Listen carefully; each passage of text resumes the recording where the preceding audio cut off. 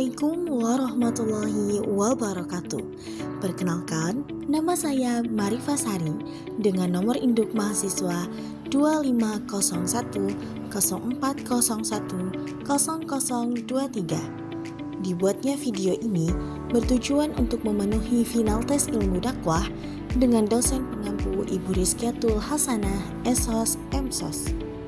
Pada video kali ini, kita akan membahas 7 pembahasan. Yang pertama, landasan ontologis, epistemologis, dan aksiologis dakwah. Pembahasan kedua, yaitu relasi ilmu dakwah dengan ilmu lain. Pembahasan ketiga, paradigma ilmu dakwah. Pembahasan keempat, yaitu macam, model, pendekatan, media, dan metode dakwah. Pembahasan kelima, aspek-aspek yang berhubungan dengan problematika dakwah masa kini. Pembahasan keenam, faktor hidayah dalam dakwah. Dan pembahasan terakhir ialah efek dakwah dan tahap-tahap perubahan perilaku mad'u. Secara etimologis, kata ontologi berasal dari bahasa Yunani, yaitu ontos yang berarti yang ada dan logos yang berarti ilmu atau kajian. Dengan demikian, ontologi adalah cabang filsafat yang membahas tentang hakikat keberadaan suatu objek. Dalam konteks filsafat ilmu, ontologi menjawab pertanyaan mendasar seperti apa yang menjadi objek kajian suatu ilmu, apa hakikat dari objek tersebut, dan bagaimana sifat dan ruang lingkup keberadaannya. Dalam ilmu dakwah, landasan ontologis berkaitan dengan hakikat dakwah sebagai objek kajian. Dakwah secara ontologis dipahami sebagai aktivitas menyeru, mengajak, dan membimbing manusia agar beriman kepada Allah dan menjalankan ajaran Islam dalam seluruh aspek kehidupan. Ontologi dakwah mencakup beberapa unsur utama, yaitu da'i, suatu individu atau kelompok yang menyampaikan pesan dakwah, mad'u, yaitu manusia sebagai makhluk sosial yang menerima dakwah, dengan religius, akal, dan sosial. Dan maddah, yaitu pesan dari dakwah itu sendiri. Tujuannya yaitu kehidupan yang beriman, berakhlak mulia, dan sejahtera dunia serta akhirat. Secara ontologis, dakwah bersifat ilahiyah dan insaniyah. Dakwah bersifat ilahiyah karena bersumber dari wahyu Allah, namun sekaligus bersifat insaniyah karena dilaksanakan oleh manusia dalam realitas sosial yang dinamis. Masuk kepada pengertian epistemologis dan perannya dalam dakwah. Kata epistemologi berasal dari bahasa Yunani episteme yang berarti pengetahuan dan logos yang berarti ilmu.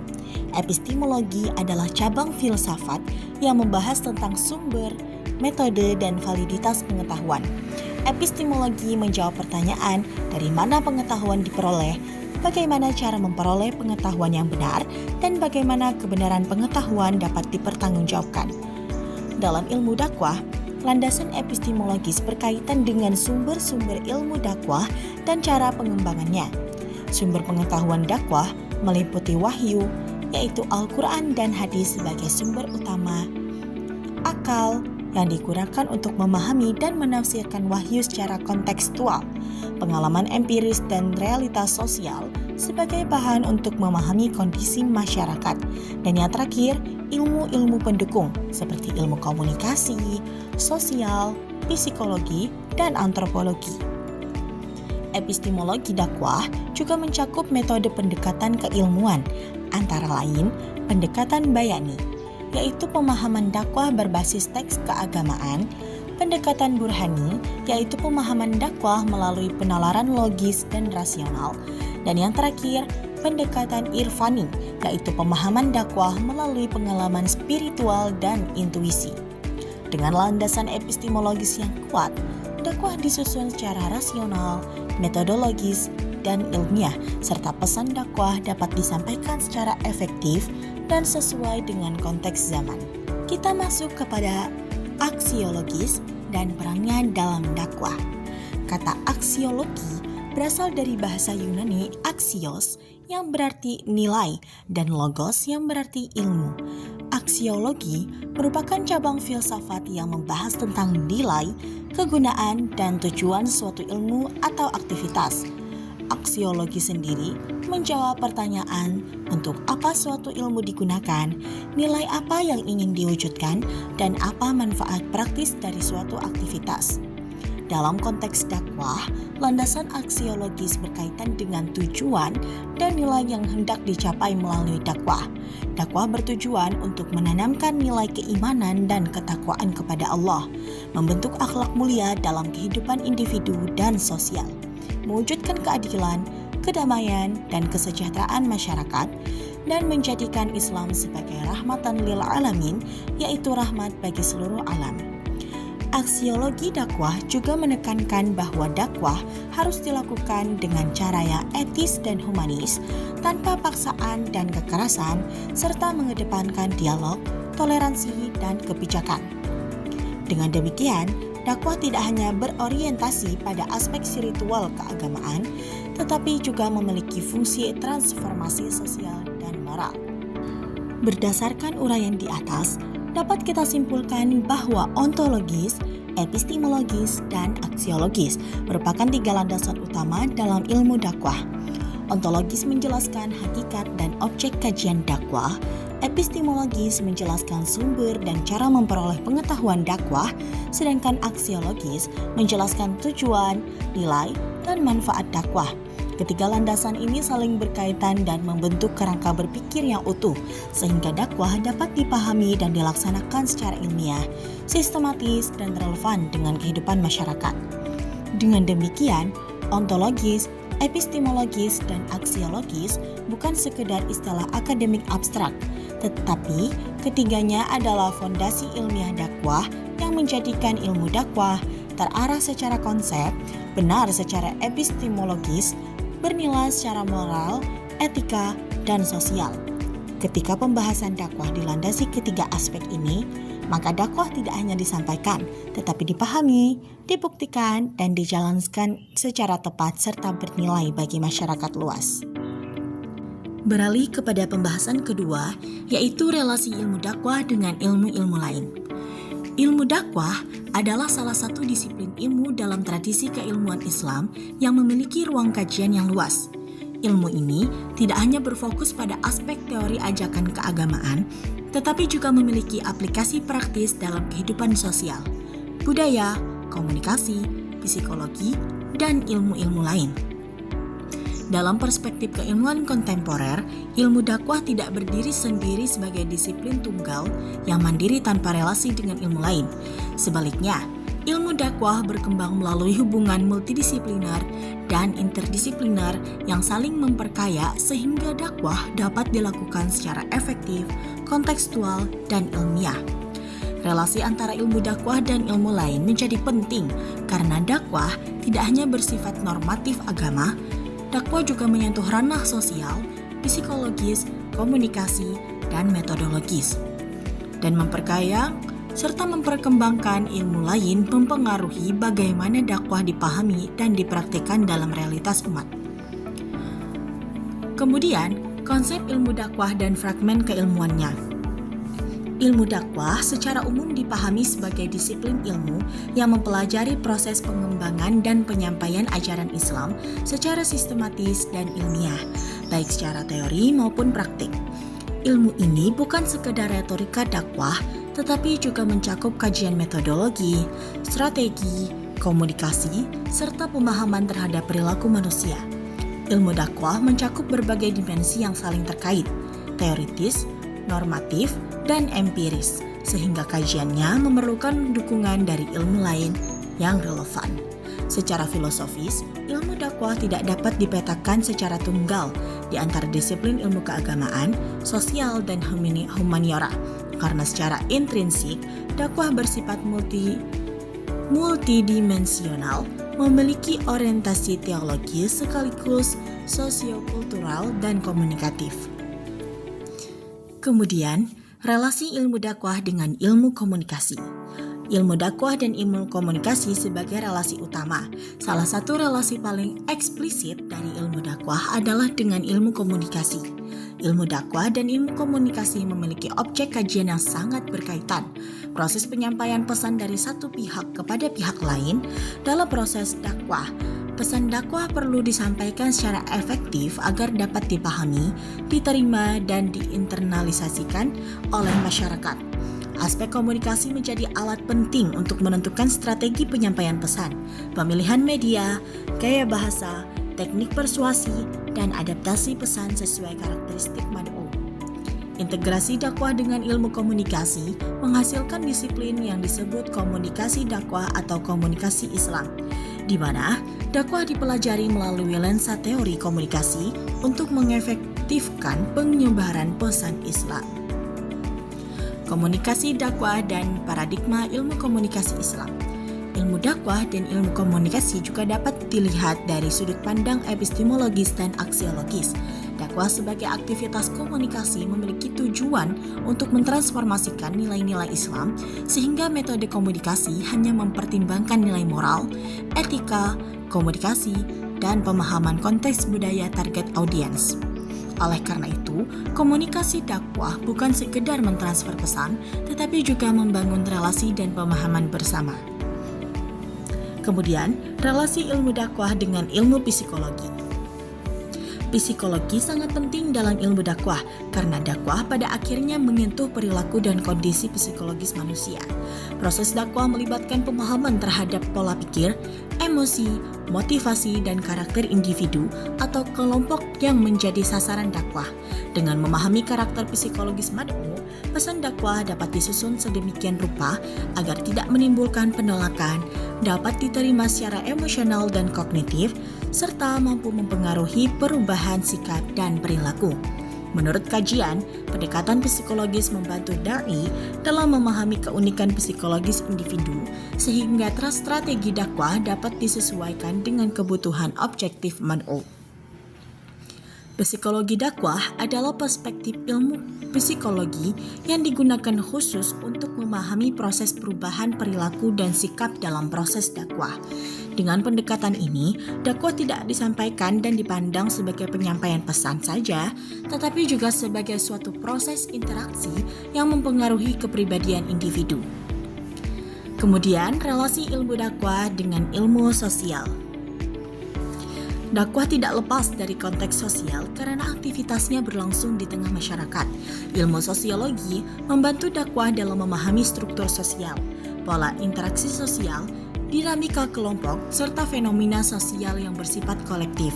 Melalui sosiologi, dakwah dipandang sebagai tindakan sosial yang dipengaruhi oleh struktur budaya, norma sosial, nilai sosial, dan relasi antar kelompok masyarakat.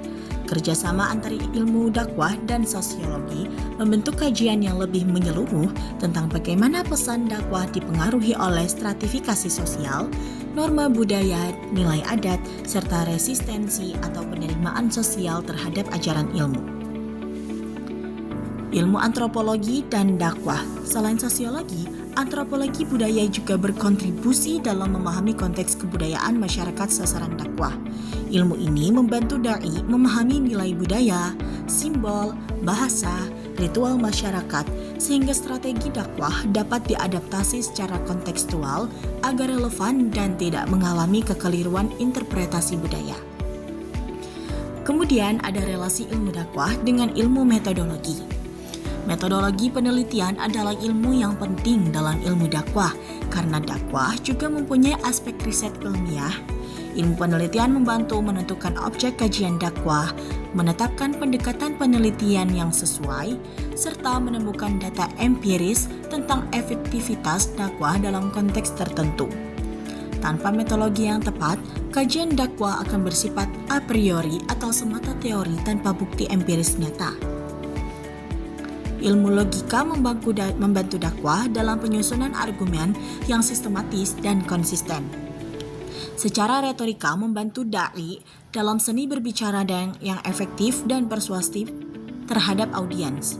Keduanya merupakan elemen metodologis penting untuk meningkatkan kualitas dakwah sehingga pesan yang disampaikannya dapat dipahami, diterima secara rasional dan emosional. Kemudian ada integrasi ilmu dakwah dan ilmu keislaman lainnya.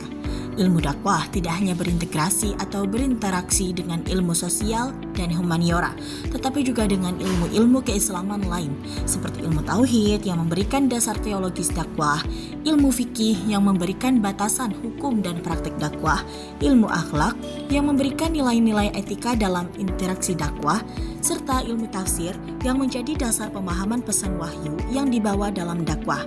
Relasi ini menegaskan bahwa ilmu dakwah tidak bekerja sendiri, tetapi memerlukan penyatuan berbagai disiplin ilmu keislaman untuk memastikan dakwah tidak hanya benar secara doktrinal, tetapi juga aplikatif dalam kehidupan sosial umat.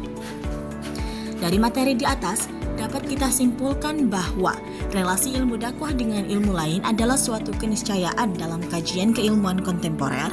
Ilmu dakwah berkaitan erat dengan ilmu komunikasi dalam penyampaian pesan, berintegrasi dengan ilmu psikologi untuk memahami perilaku mad'u, dan berkolaborasi dengan ilmu sosiologi dan antropologi untuk konteks sosial budaya, serta menggunakan ilmu metodologi seperti penilaian logika dan teori retorika, serta terhubung dengan ilmu-ilmu keislaman lainnya untuk landasan teologis dan normatif. Relasi ini menjadikan ilmu dakwah sebagai disiplin ilmu multidisipliner dan interdisipliner yang mampu memahami fenomena dakwah secara utuh dan relevan dengan dinamika masyarakat modern.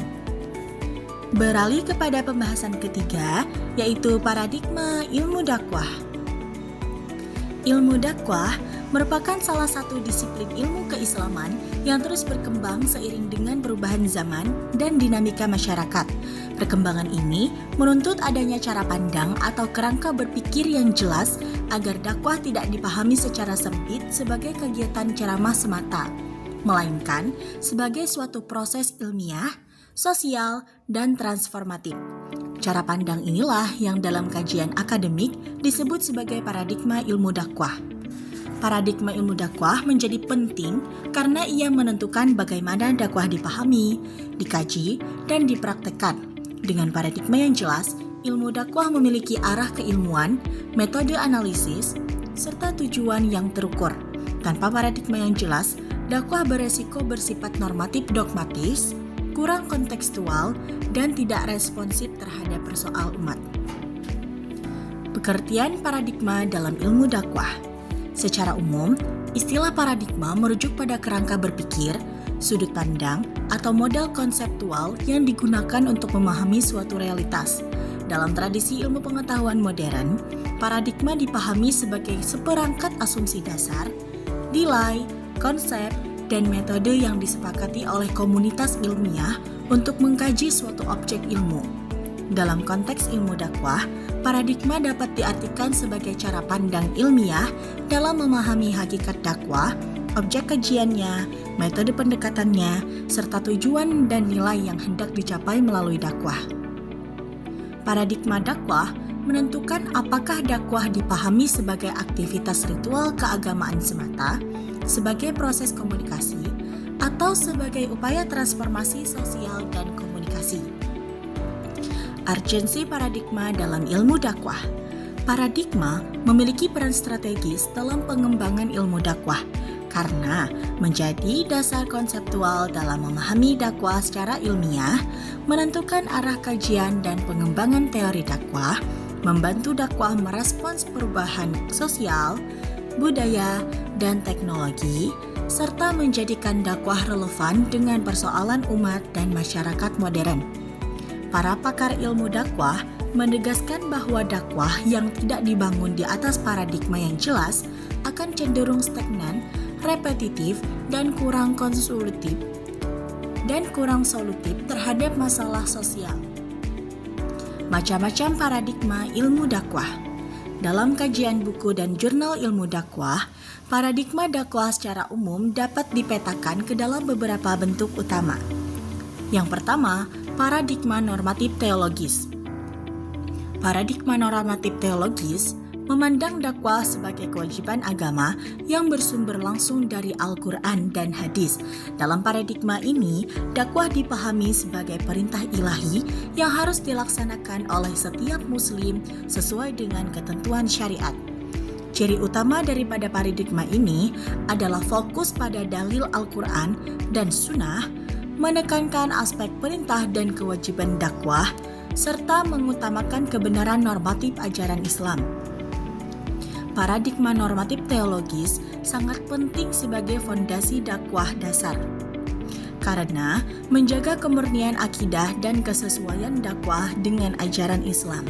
Namun, jika digunakan secara tunggal tanpa pendekatan lain, paradigma ini berpotensi menjadi dakwah kurang peka terhadap realitas sosial dan budaya masyarakat.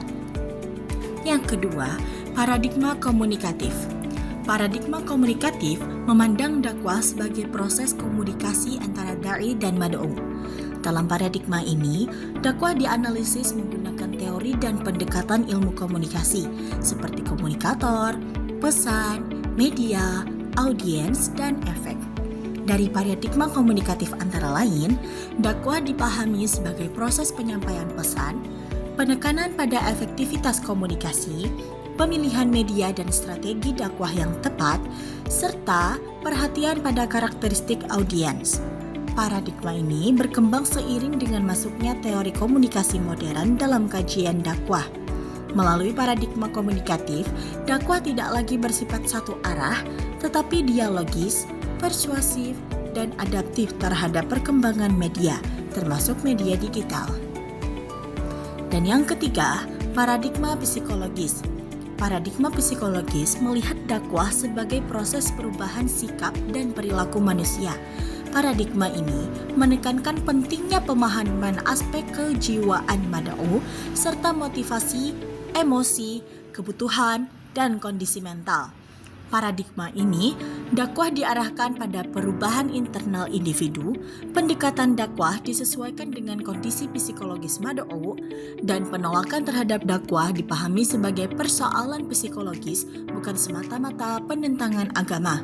Paradigma psikologis menjadikan dakwah lebih humanis dan empatik, serta menghindari pendekatan yang memaksa atau menghakimi. Yang keempat, paradigma sosial kultural.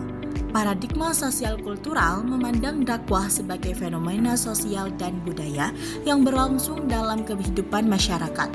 Dakwah tidak dapat dilepaskan dari struktur sosial, budaya, adat istiadat, dan nilai-nilai lokal. Ciri paradigma sosial kultural meliputi dakwah dipahami dalam konteks masyarakat, menghindari budaya dan kearifan lokal, menghargai budaya dan kearifan lokal, dakwah sebagai bagian dari proses perubahan sosial, menghindari benturan budaya. Paradigma ini menegaskan bahwa keberhasilan dakwah sangat dipengaruhi oleh kemampuan da'i dalam membaca realitas sosial dan budaya mad'u. Paradigma transformasi sosial.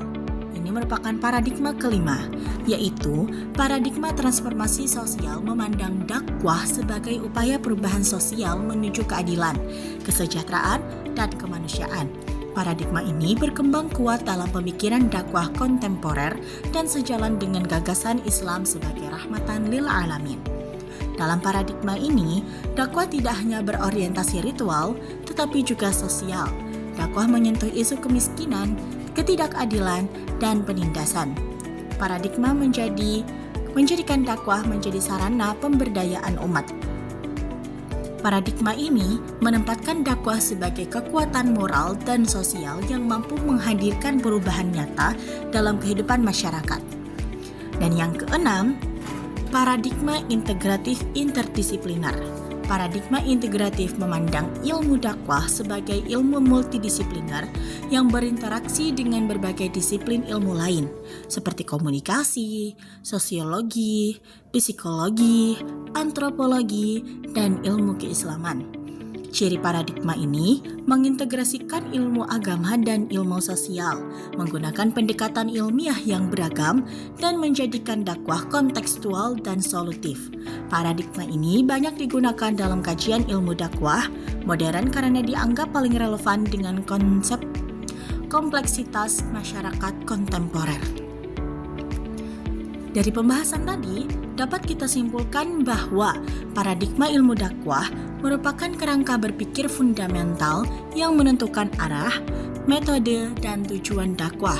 Paradigma normatif teologis memberikan dasar keagamaan, paradigma komunikatif dan psikologis memperkuat efektivitas dakwah, paradigma sosial kultural dan transformasi sosial menjadikan dakwah relevan dengan realitas masyarakat, sementara paradigma integratif menyatukan seluruh pendekatan tersebut secara ilmiah. Dengan paradigma yang tepat dan komprehensif, ilmu dakwah tidak hanya berfungsi sebagai teori keagamaan, tetapi juga sebagai ilmu yang hidup, responsif, dan berdaya guna dalam membangun individu dan masyarakat. Masuk kepada pembahasan selanjutnya, yaitu macam, model, pendekatan, media, dan metode dakwah. Dakwah merupakan aktivitas fundamental dalam Islam yang bertujuan mengajak manusia kepada kebenaran, kebaikan, dan jalan Allah. Sejak masa para nabi, dakwah telah dilakukan dengan berbagai cara yang menyesuaikan kondisi umat dan perkembangan zaman. Oleh karena itu, dakwah tidak bersifat statis tetapi dinamis, kontekstual, dan terus berkembang. Dalam kajian ilmu dakwah dipelajari secara sistematis melalui pembahasan tentang macam dakwah, model dakwah, pendekatan dakwah, media dakwah, dan metode dakwah. Pembahasan ini merujuk pada sumber-sumber klasik seperti Al-Quran, hadis, dan kitab para ulama, serta sumber kontemporer berupa buku dan kajian akademik modern. Dengan pemahaman yang utuh, dakwah dapat dijalankan secara efektif dari masa ke masa. Selanjutnya, kita akan membahas mengenai macam-macam dakwah.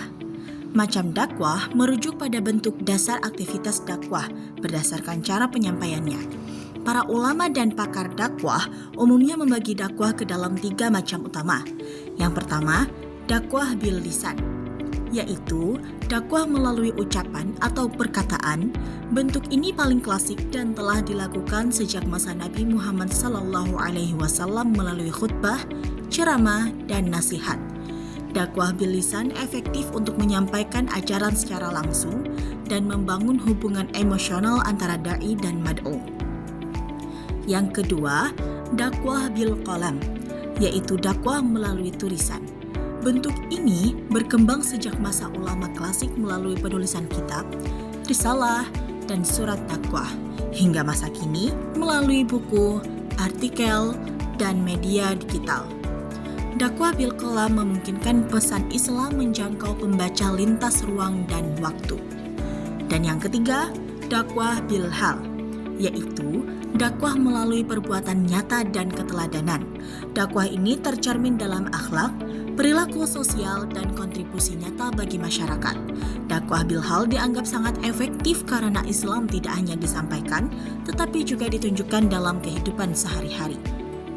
Kemudian pembahasan selanjutnya adalah model-model dakwah. Model dakwah mengacu pada pola atau desain dakwah yang diterapkan dalam masyarakat. Dari masa klasik hingga kontemporer, model dakwah terus mengalami perkembangan. Pada masa awal Islam, berkembang model dakwah personal dan komunitas kecil, seperti yang dilakukan Rasulullah SAW secara bertahap dan penuh hikmah. Selanjutnya, muncul model dakwah kelembagaan, ketika dakwah dilakukan melalui masjid, pesantren, dan lembaga pendidikan Islam. Dalam konteks modern, berkembang model dakwah struktural, yaitu dakwah melalui kebijakan, organisasi, dan institusi sosial. Selain itu, muncul pula model dakwah kultural yang memanfaatkan budaya lokal sebagai sarana penyampaian Islam, sebagaimana dilakukan oleh para wali dan ulama Nusantara. Di era digital, berkembang model dakwah digital dan media sosial yang menjangkau audiens luas dan lintas generasi. Kemudian pendekatan dakwah. Pendekatan dakwah adalah sudut pandang atau cara mendekati mad'u dalam proses dakwah. Al-Quran memberikan dasar pendekatan dakwah dalam prinsip hikmah, mau'izah hasanah, dan mujadalah bil hasan. Pendekatan normatif teologis menekankan penyampaian ajaran Islam berdasarkan dalil Al-Quran dan hadis. Pendekatan ini penting untuk menjaga kemurnian ajaran.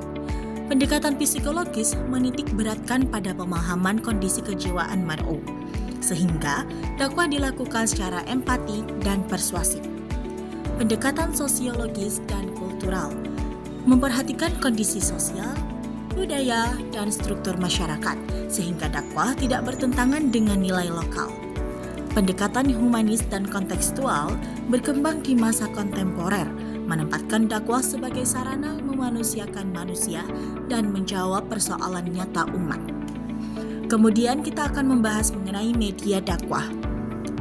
Media dakwah adalah alat atau sarana yang digunakan untuk menyampaikan pesan dakwah.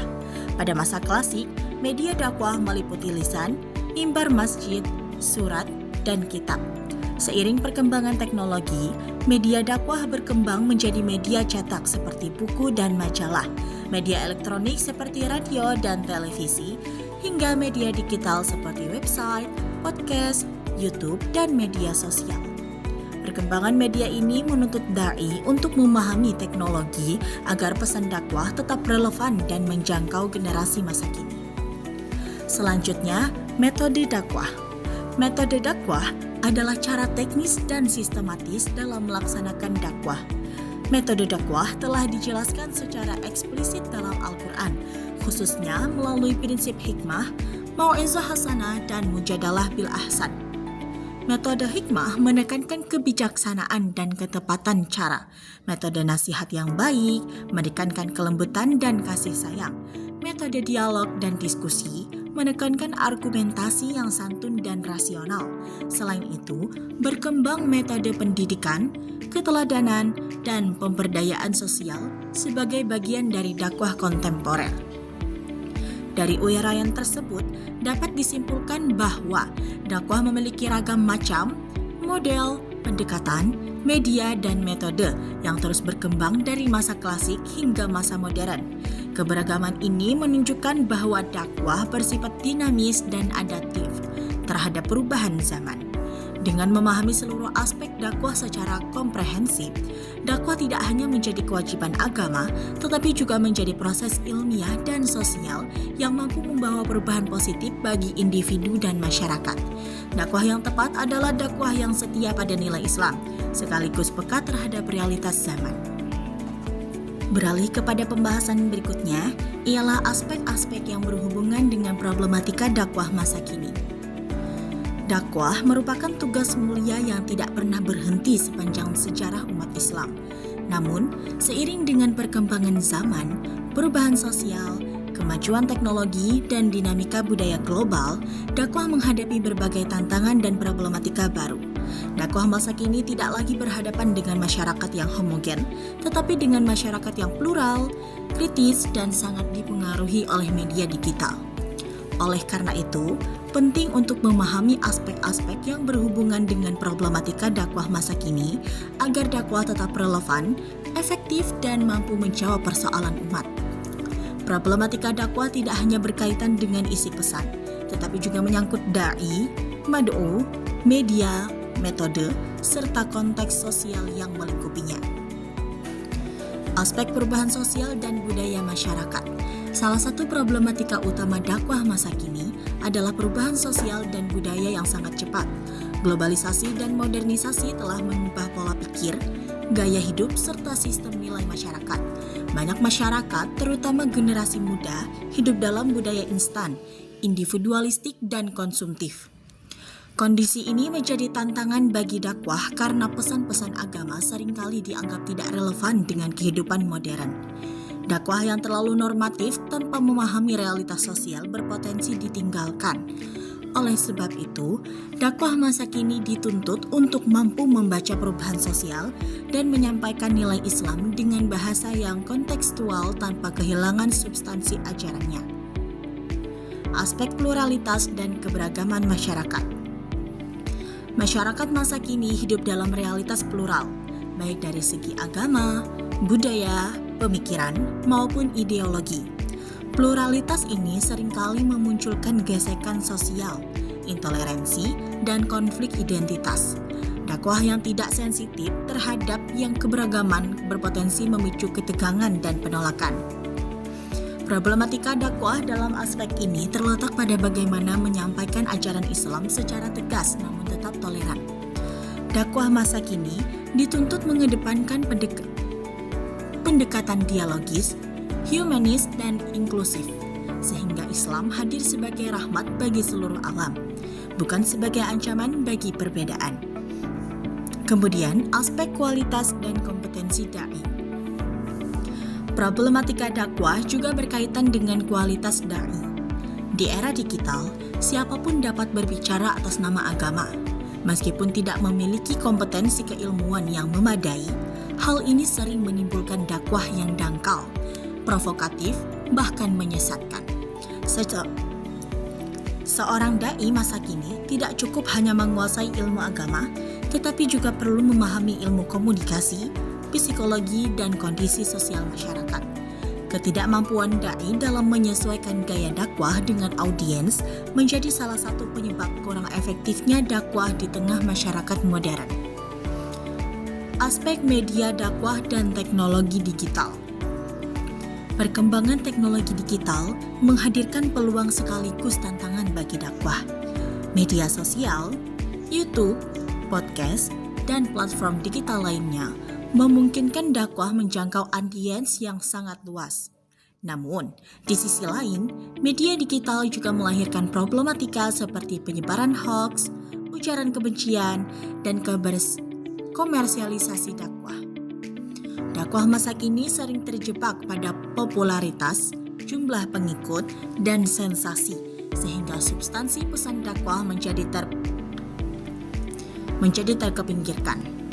Tantangan dakwah dalam aspek ini adalah bagaimana memanfaatkan media digital secara bijak, etis, dan bertanggung jawab tanpa mengorbankan nilai-nilai Islam.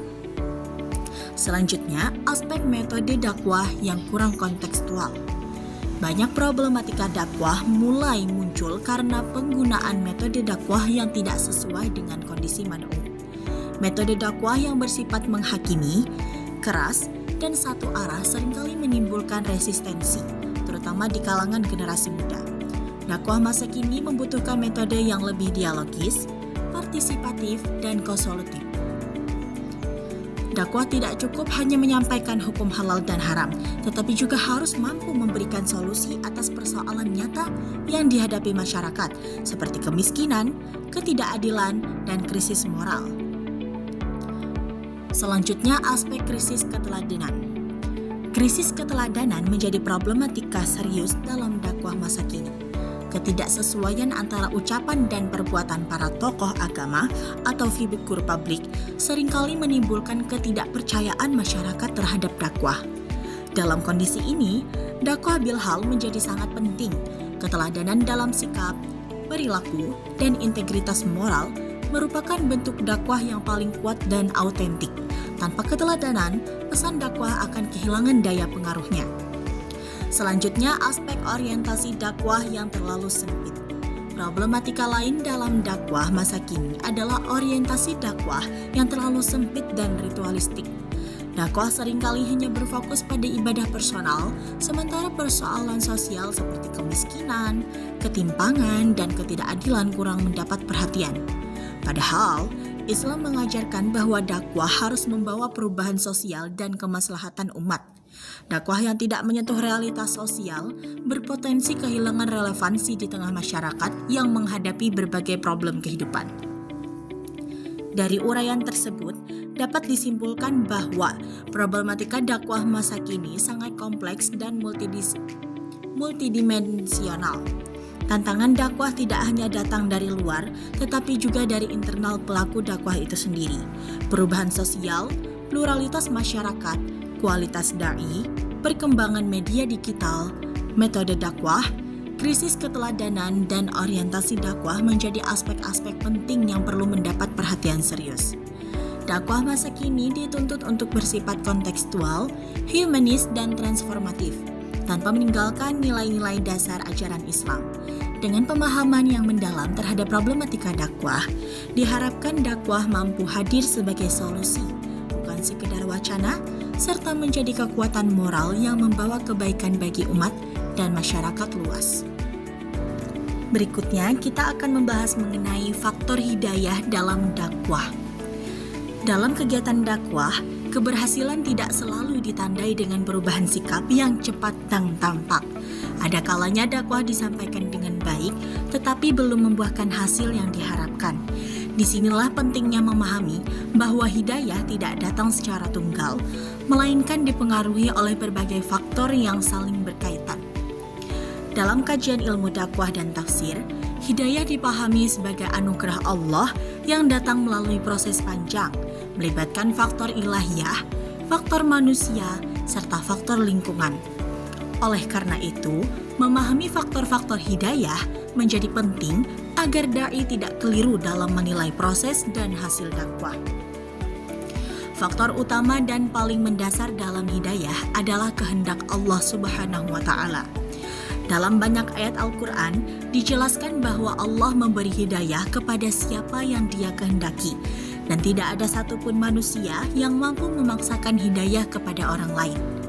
Namun, kehendak Allah ini bukan berarti meniadakan usaha manusia. Dalam perspektif ilmu dakwah, kehendak Allah justru berjalan seiring dengan ikhtiar dakwah yang dilakukan secara sungguh-sungguh, bijaksana, dan penuh keikhlasan. Faktor pertama adalah faktor keikhlasan dai. Keikhlasan merupakan faktor penting dalam terbukanya pintu hidayah. Dakwah yang dilakukan dengan niat mencari ridha Allah, bukan kepentingan popularitas atau kekuasaan, memiliki kekuatan spiritual yang besar. Para ulama dakwah menegaskan bahwa pesan yang keluar dari hati akan sampai ke hati. Keikhlasan dai tercermin dalam cara berbicara, sikap rendah hati, kesabaran menghadapi penolakan, dan keteladanan dalam kehidupan sehari-hari. Semua ini menjadi faktor yang memudahkan hadirnya hidayah pada diri mad'u. Faktor kedua adalah faktor metode dan cara dakwah. Cara penyampaian dakwah bukan menjadi faktor penting dalam proses hidayah.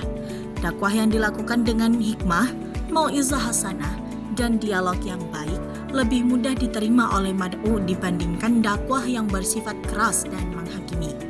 Metode dakwah yang sesuai dengan kondisi zaman, latar belakang pendidikan, serta budaya mad'u akan membuka ruang penerimaan pesan.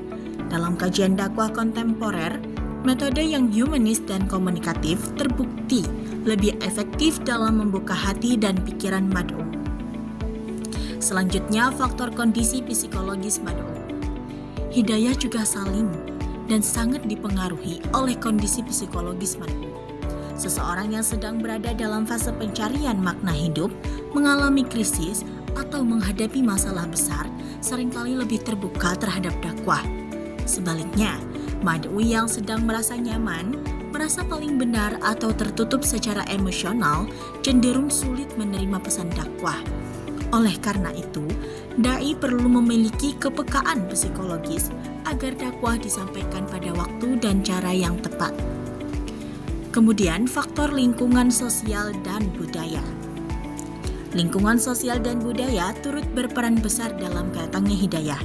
Lingkungan yang religius, suportif, dan kondusif akan memperkuat proses penerimaan dakwah. Sebaliknya, dakwah yang permisif terhadap kemaksiatan atau anti terhadap agama dapat menjadi penghambat hidayah. Dalam ilmu dakwah, faktor sosial ini dipahami sebagai medan dakwah yang harus dihadapi dengan pendekatan kultural, bukan konfrontatif. Dakwah yang menghargai budaya lokal lebih mudah membuka jalan bagi hidayah. Kemudian, faktor pengetahuan dan pemahaman. Kurangnya pemahaman tentang ajaran Islam sering menjadi penghalang datangnya dakwah. Oleh karena itu, penyampaian dakwah yang jelas, rasional, dan sistematis menjadi faktor penting dalam membantu mad'u memahami kebenaran Islam. Hidayah tidak selalu datang secara emosional, tetapi seringkali melalui proses berpikir dan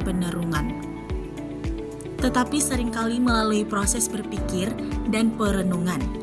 Dakwah yang memberikan ruang dialog dan argumentasi yang sehat dapat membantu mad'u mencapai pemahaman yang lebih mendalam. Selanjutnya, faktor waktu dan proses. Hidayah tidak selalu datang secara instan. Dalam banyak kisah para nabi, Hidayah datang melalui proses yang panjang dan penuh kesabaran. Oleh karena itu, waktu menjadi faktor penting dalam dakwah. Seorang dai perlu memahami bahwa tugasnya adalah menanam benih, bukan memaksa hasil. Hidayah bisa datang secara bertahun-tahun, bahkan setelah dai tidak lagi berinteraksi langsung dengan mad'u. Kemudian faktor doa dan ketergantungan kepada Allah. Doa merupakan faktor spiritual yang sangat penting dalam proses hidayah. Doa menjadi wujud pengakuan bahwa usaha manusia memiliki keterbatasan dan hanya Allah yang mampu membolak-balikan hati manusia. Dalam tradisi dakwah Islam, doa selalu menyertai usaha dakwah. Banyak ulama menegaskan bahwa dakwah tanpa doa akan kering secara spiritual, sedangkan doa tanpa usaha akan kehilangan makna ikhtiar. Kemudian ada faktor keteladanan akhlak. Akhlak dai seringkali menjadi faktor paling nyata dalam membuka pintu hidayah. Keteladanan dalam kejujuran, kesabaran, dan kepedulian sosial sering lebih berpengaruh dibandingkan kata-kata. Dalam banyak kasus, hidayah datang bukan karena ceramah panjang, tetapi karena melihat akhlak Islam yang hidup dalam diri seorang dai. Hal ini menegaskan bahwa dakwah bilhal memiliki peran besar dalam proses hidayah. Kesimpulannya adalah, hidayah dalam dakwah dipengaruhi oleh berbagai faktor yang saling berkaitan, mulai dari kehendak Allah, keikhlasan dai, metode dakwah, kondisi psikologis mad'u, lingkungan sosial, hingga doa dan keteladanan akhlak. Memahami faktor-faktor hidayah akan membantu dai bersikap lebih bijaksana, sabar, dan rendah hati dalam berdakwah. Dengan pemahaman ini, dakwah tidak lagi berorientasi pada hasil instan, tetapi pada proses pembimbingan yang berkelanjutan dan penuh nilai kemanusiaan. Telah tiba pada pembahasan yang terakhir, yaitu mengenai tahap-tahap perubahan perilaku mad'u. Dakwah pada hakikatnya bukan hanya proses menyampaikan pesan keagamaan, tetapi juga proses membentuk cara berpikir, sikap, dan perilaku manusia. Sejak masa Rasulullah hingga era digital saat ini, dakwah selalu bertujuan menghadirkan perubahan ke arah yang lebih baik pada tingkat individu maupun masyarakat. Dalam kajian ilmu dakwah, perubahan yang terjadi pada mad'u dikenal sebagai efek dakwah. Efek ini tidak selalu muncul secara langsung, tetapi melalui tahap-tahap yang bertahap dan berkelanjutan. Oleh karena itu, memahami efek dakwah dan tahap perubahan perilaku mad'u menjadi penting agar dai tidak keliru dalam menilai keberhasilan dakwah. Pengertian efek dakwah. Efek dakwah adalah dampak atau pengaruh yang ditimbulkan oleh aktivitas dakwah terhadap mad'u, baik dari sisi pengetahuan, sikap, maupun perilaku. Pengertian ini sejalan dengan teori komunikasi yang menyebut bahwa setiap pesan yang disampaikan akan menimbulkan efek kognitif, efektif, dan behavioral. Dalam perspektif ilmu dakwah, efek dakwah tidak hanya bersifat lahiriah tetapi juga batiniah, seperti tumbuhnya kesadaran keagamaan, perubahan orientasi hidup, dan meningkatnya kualitas iman.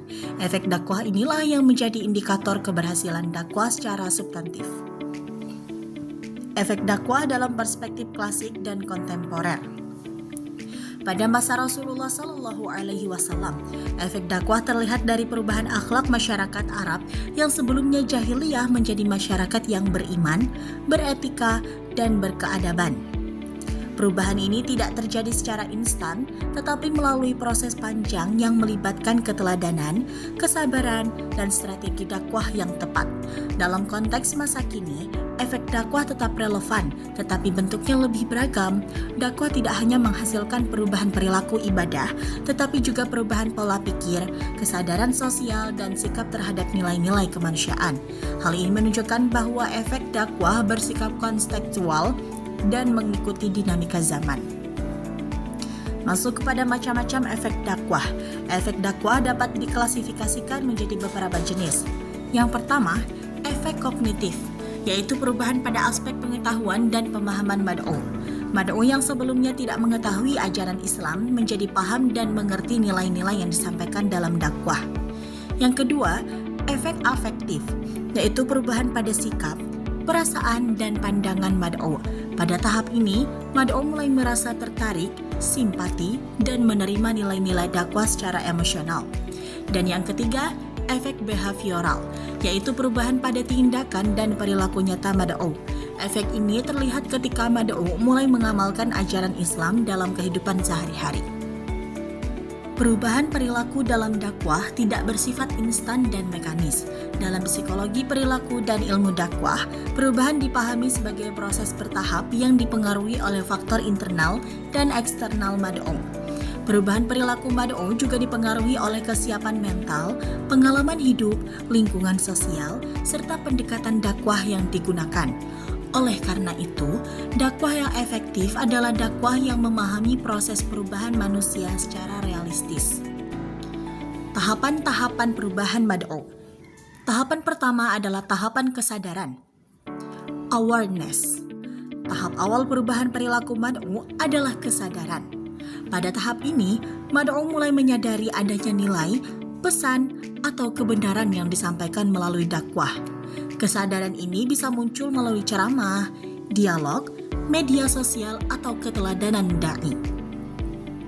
Pada tahap ini, mad'u belum tentu langsung menerima dakwah, tetapi sudah mulai membuka diri dan memperhatikan pesan yang disampaikan. Dalam dakwah klasik maupun modern, tahap kesadaran menjadi fondasi penting bagi perubahan selanjutnya. Tahap kedua ialah tahap pemahaman, understanding. Setelah muncul kesadaran, mad'u memasuki tahap pemahaman. Pada tahap ini, mad'u mulai berpikir, merenung, dan mencoba memahami isi pesan dakwah secara lebih mendalam. Pemahaman yang baik sangat dipengaruhi oleh kejelasan materi dakwah, kemampuan da'i dalam menjelaskan, serta pendekatan rasional yang digunakan. Dakwah yang argumentatif dan dialogis sangat berperan pada tahap ini. Tahap ketiga ialah tahap penerimaan, acceptance. Tahap penerimaan ditandai dengan sikap menerima nilai-nilai dakwah secara internal. Mad'u mulai merasa bahwa pesan dakwah relevan dengan kehidupannya dan tidak lagi memandangnya sebagai sesuatu yang asing. Pada tahap ini, perubahan masih bersifat batiniah dan belum sepenuhnya terlihat dalam perilaku. Namun, penerimaan merupakan indikator penting bahwa dakwah telah menyentuh hati mad'u. Tahapan keempat ialah tahap niat dan komitmen. Setelah menerima pesan dakwah, mad'u mulai membentuk niat dan komitmen untuk berubah. Niat ini menjadi titik balik penting dalam proses perubahan perilaku. Dalam Islam, niat memiliki kedudukan yang sangat penting karena menjadi dasar setiap amal. Dakwah yang berhasil pada tahap ini adalah dakwah yang mampu membangun kesadaran internal tanpa paksaan. Tahap kelima ialah tahap praktek perilaku. Tahap praktek merupakan tahap ketika mad'u mulai mengamalkan nilai-nilai dakwah dalam kehidupan nyata. Perubahan perilaku mulai terlihat meskipun seringkali masih bersifat fluktuatif dan belum konsisten. Dalam dakwah, tahap ini membutuhkan pendampingan, pembinaan, dan penguatan agar perubahan yang terjadi tidak bersifat sementara. Kesalahan dan kegagalan pada tahap ini merupakan hal yang wajar dalam proses belajar. Tahapan keenam ialah tahap pembiasaan. Tahap pembiasaan terjadi ketika perilaku mulai menjadi kebiasaan. Pada tahap ini, mad'u tidak lagi merasa berat dalam menjalankan ajaran Islam karena telah menjadi bagian dari kehidupan sehari-hari. Dalam perspektif dakwah, tahap pembiasaan menandakan bahwa perubahan perilaku telah mengakar dan memiliki peluang besar untuk bertahan dalam jangka panjang. Tahap ketujuh ialah tahap konsistensi dan transformasi. Tahap terakhir adalah tahap konsistensi dan transformasi. Mad'u tidak hanya konsisten dalam perilaku keagamaannya, tetapi juga mampu mempengaruhi lingkungan sekitarnya. Pada tahap ini, mad'u bahkan dapat bertransformasi menjadi subjek dakwah yang aktif, menyebarkan nilai-nilai Islam kepada orang lain. Inilah puncak dari efek dakwah yang ideal. Di era digital, efek dakwah tidak selalu tampak dalam bentuk perubahan instan. Banyak efek dakwah yang bersifat jangka panjang seperti tumbuhnya kesadaran, perubahan cara berpikir, dan sikap toleran terhadap perbedaan. Oleh karena itu, dakwah masa kini perlu memahami bahwa perubahan perilaku mad'u bisa terjadi secara tidak langsung dan melalui berbagai medium, termasuk media sosial dan interaksi keseharian. Kesimpulan yang dapat kita ambil adalah efek dakwah merupakan dampak dari proses dakwah yang mencakup perubahan pengetahuan, sikap, dan perilaku mad'u. Perubahan ini tidak terjadi secara instan, melainkan melalui tahapan-tahapan yang berkesinambungan, mulai dari kesadaran hingga transformasi. Memahami efek dakwah dan tahap perubahan perilaku mad'u akan membantu dai bersikap lebih realistis, sabar, dan bijaksana dalam berdakwah. Dengan pemahaman ini, dakwah tidak hanya dinilai dari hasil cepat, tetapi dari proses perubahan yang berkelanjutan dan bermakna. Sekian seluruh pembahasan dari saya, Marifa Sari. Saya memohon maaf apabila ada kesalahan dalam penyampaian dan kekurang validan dalam informasi. Terima kasih telah mendengarkan, semoga dapat diterima. Assalamualaikum warahmatullahi wabarakatuh.